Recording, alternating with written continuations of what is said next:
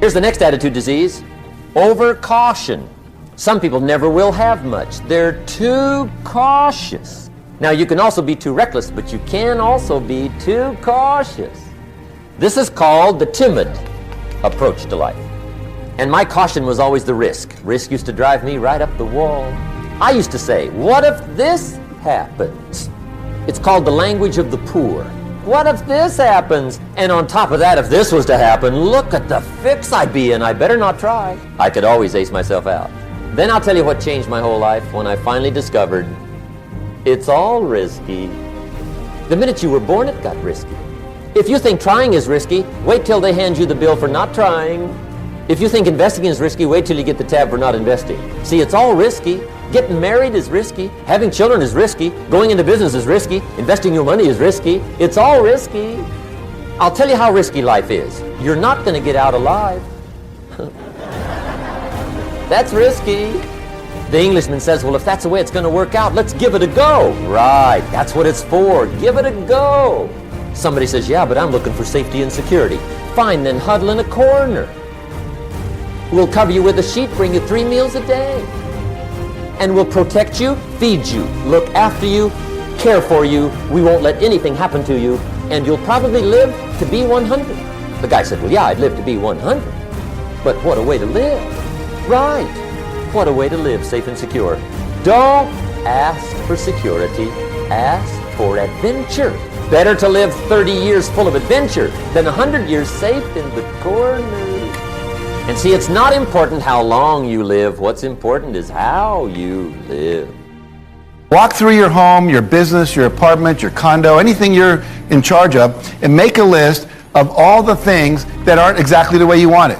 There's never a stapler by the Xerox machine. Someone always leaves that cabinet open. My kid never picks up after himself. Those pictures are always slanted. They never stay straight. The screen door slams. There's a hole in the window. You know, whatever it is, write it down. And then go back, and here's the key part. Remember, in law of attraction, we always focus on what you want, not what you don't want. You don't want to be going, I don't want a man who smokes. I don't want a man who watches TV all weekend. I don't want a man who, you know, because that's what you're going to get. All right, because what you focus on is what you attract. So you want to focus on the opposite. So what you want to focus on is the opposite of your irritation list. There'll always be a stapler by the Xerox machine. We solved it in our office with a little chain and some glue. It doesn't leave, okay? But the key is there's always solutions. The pictures that won't stay straight, Velcro, right to the wall, on the bottom. It works, you know.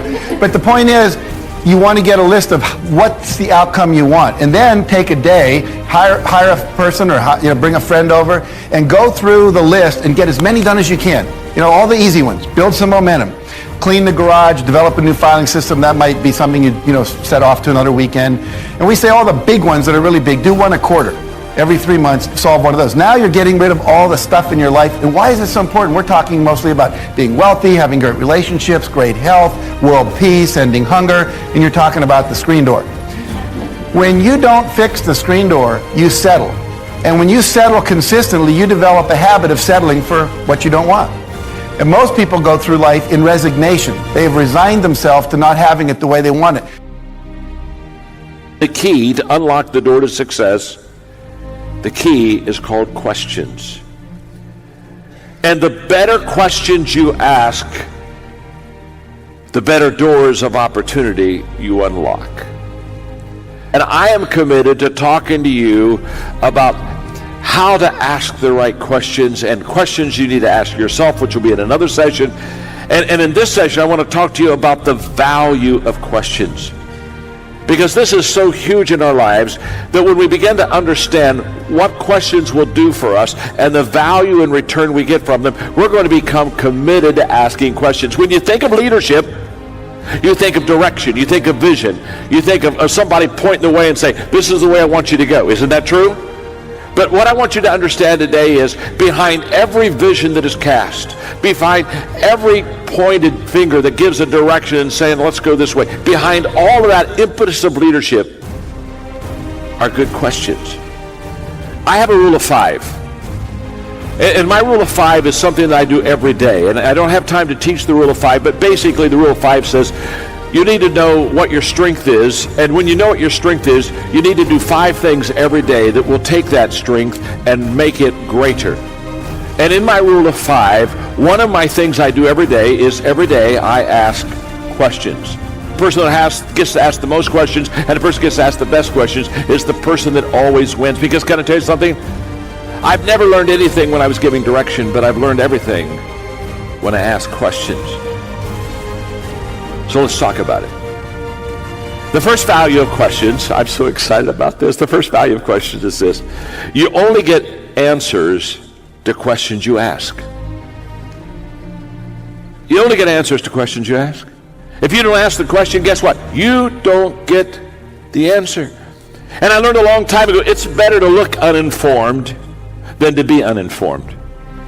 I've watched people all the time. They want to look good, so they're afraid, well, this question is this may be a stupid question. This may be a foolish question. I wonder if I ask that question, what are the rest of them going to think about? Are they going to know that I don't know something? How many of you have ever thought of a question you really wanted to ask, but you thought maybe it was a stupid question, and so you didn't ask it? Would you raise your hands? It's like your life doesn't end up in an accident. Your life is a series of actions that you initiate or don't initiate. And that your thoughts are going to control that roadmap. And so how are you using your mind today to either make yourself feel great or not? I posted on Instagram this morning. I said, listen, your destiny is ultimately controlled by a decision you already made this morning. Everyone watching this already made a decision this morning. This morning, they made it a life-changing, huge decision this morning. And that is either I'm going to get up, enter the world with no intention, go through the motions to hopefully get by or survive, or I am going to get clear in this morning about what I want, what I'm going after, who I'm going to be, how I'm going to serve, and whether or not I'm going to be excellent and extraordinary or not. And the problem is most people never make that conscious decision. So I was learning early on, make the conscious decision about who you want to be each day, stay congruent with that. And that was, for me, a kid who's just going through the motions, all of a sudden going, oh, who do I want to be? What do I want my relationships to be like? That was really important. And then I started setting personal challenges every month. At the beginning of each month, I do this whole thing where I holistically evaluate my life on the first of every month. And it's like these 10 different categories of my life, from emotional to relational to financial to, career, mission, objectives, all these things. I go down that on the first of the month, just kind of a holistic viewpoint of my life. And then I set a personal challenge and a professional challenge. And I do that every month. Every Sunday, I revisit my progress. Every Sunday. For 23 years. So it's not like I'm just, one day ended up in a happy life. It was like that a level of self-evaluation that most people avoid until their birthday or New Year's. I do it every Sunday and every first of the month. And I don't ever miss. And I think that has helped me kind of know what my thing is. Because I don't think I'm super special. It's like what I help people do, and this is chapter 1 of High Performance Habits, right? Seek clarity. The only reason I get to work with all these people you mentioned is because they're at a new level in their life where they're going, what is it now for me? And I help them kind of figure that out. Like, what is it now for you about how you want to define yourself? What types of relationships you want and how deep you want to go? What is it that you want to develop as skill sets? And what is the specific service you want to provide? And I just work them through that because I've been working through that myself. But here's what you can do with the upcoming winters of your life. The long ones, the short ones, the easy ones, the more difficult ones. Here's what you can do. Get wiser and stronger and better. Just make a list of that trio of good words. Wiser, stronger, and better. To challenge for yourself the upcoming winters of your life, don't you think you could read more? Pick up the scenario, pick up the books, pick up the cassettes. So I would put some stuff on cassettes so you can listen to it, put it in books so you can read it. Now putting it on video so you can see it. I'm telling you, anybody that wants to can get wiser. Next is stronger. Anybody can get stronger. If you're willing to do the push-ups, you can get stronger. If you're willing to put yourself through the paces, you can get stronger. Can you develop stronger skills? And the answer is yes. Start practicing, practicing, practicing. And you can get stronger. Can you get stronger in handling life situations? Of course. But you got to go to work on yourself. You can't blame out there wishing it was easier. Wish you were stronger. And here's the last one, get better. Anybody can get better. Language, we can all get better. I've been lecturing now for 33 years, and I'm telling you, today versus 33 years ago, I'm better. First time I gave a talk, I stood up, my mind sat back down. I mean, I've been through that whole deal. Opened my mouth, nothing came out for a while. My knees are banging together, the sweat's pouring off my face, I'm shaking like a leaf. It's called terror, in case you haven't tried it. Those first attempts. But I'm telling you, I got through it, and I did it again, and I got through it, and I did it again, and I got through it. Now, of course, I can lecture for a few hours in one day. Anybody can get better, develop a skill, and handle the upcoming winters. Don't wish away the winters. It's called naive. Wish for the skills. Wish for the strength. Wish for the wisdom. Here's the second major lesson in life to learn. Learn how to take advantage of the spring. Uniquely enough, spring follows winter. And pray tell how often? 6,500 times. I mean, those are good odds. I'd gamble on it one more time. I mean, those are good odds. Every time. You can't beat those odds. Spring is called opportunity. Another day is called opportunity. Days follow nights. How about that? And how often? Every day. But now here's what we must learn to do with opportunity. Underline two strategic words in that sentence. Take advantage. Just because spring comes is no sign you're going to look good in the fall. You've got to take advantage of it. You've got to do something with it. Read every book you can on what to do with your springs. What to do with your opportunities. What to do with your days. What to do with your chances. Don't miss the educational process. Don't miss the process of learning. To understand, opportunity keeps coming, but the key is taking advantage, taking advantage. Everybody in this room's got to learn to do one of two things. Plant in the spring or beg in the fall. And it doesn't mean you can't become a sophisticated beggar, but you don't need the reputation. Learn to plant in the spring, take advantage.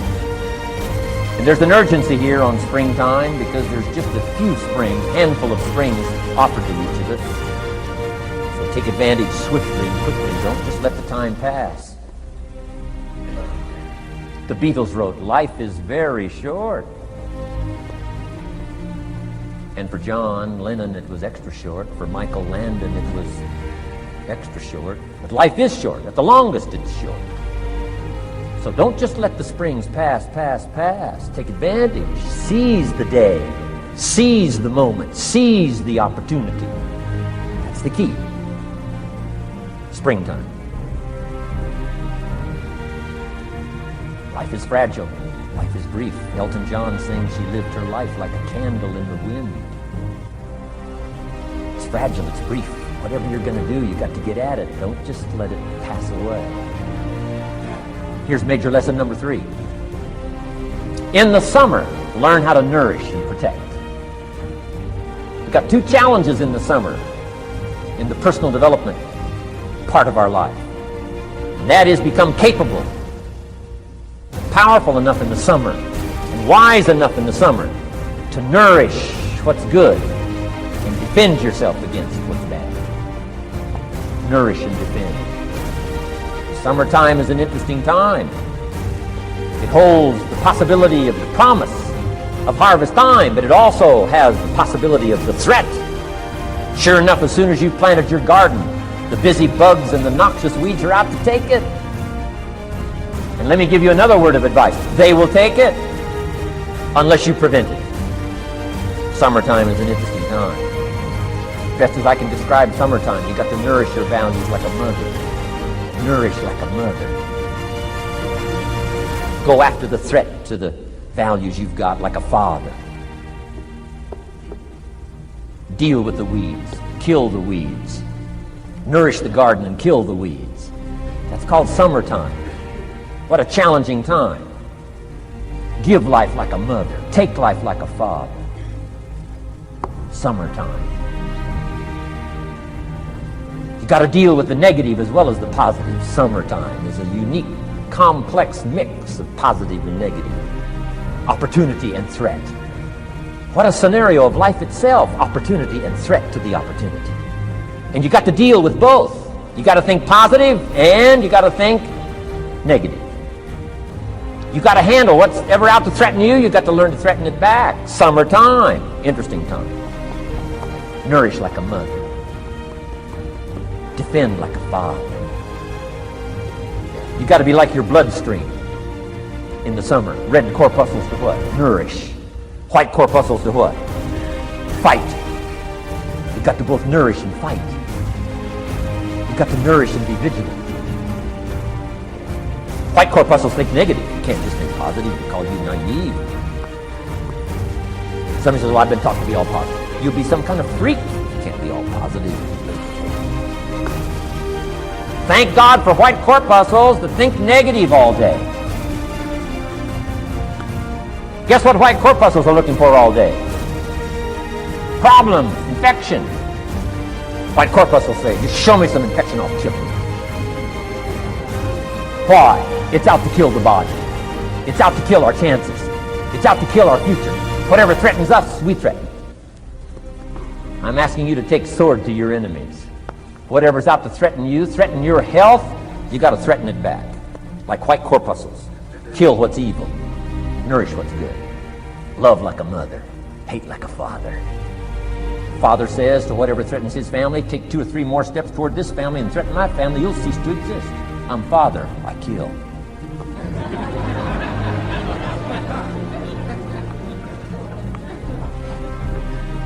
Don't let the weeds take your garden. Wreck your chances for a good harvest. Deal with your enemies in the summer. Called good and evil. The great struggle in life is called good and evil. Tyranny and liberty. Sickness and health. It's the way life is. Tyranny threatens liberty. Takes over Kuwait. Can't have that. If tyranny takes Kuwait, it'll take Saudi Arabia. If it takes Saudi Arabia, it'll take something else. Where are we going to stop tyranny? As soon as possible, lest it take the whole world's value. So George Bush draws a line in the sand, consults with his allies, sends 500,000 troops to Saudi Arabia. Finally, Desert Sword, Desert Storm, takes on Saddam Hussein, drives him out of Kuwait.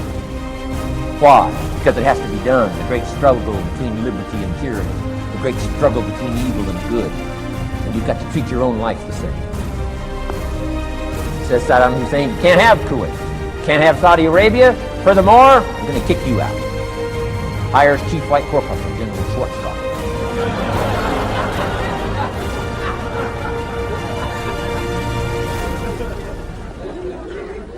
Takes care of the matter. I'm asking you in the summer, nourish like a mother. Threaten whatever threatens you like a father. Now you can also turn around the scenario, that's true. Love like a father, hate like a mother. Give life like a father, take life like a mother.